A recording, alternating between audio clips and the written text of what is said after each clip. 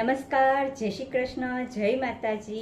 કાલે હું જ્યારે ઘરે આવી સ્કૂલેથી તો મને એક પાર્સલ આવેલું છે જે રક્ષાબંધન ગિફ્ટ તરીકે મને મોકલાવેલું છે. તો એ પાર્સલ શું છે આપણને ખબર નથી, તો આપણે એને પહેલાં ખોલશું અને શું છે એ આપણે જોઈએ, કારણ કે કોલાબરેશન કરું છું તો એની માટે આ મને રક્ષાબંધન ગિફ્ટ આપેલી છે.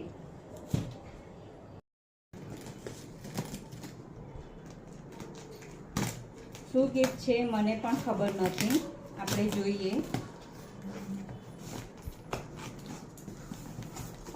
વાવ, અમેઝિંગ!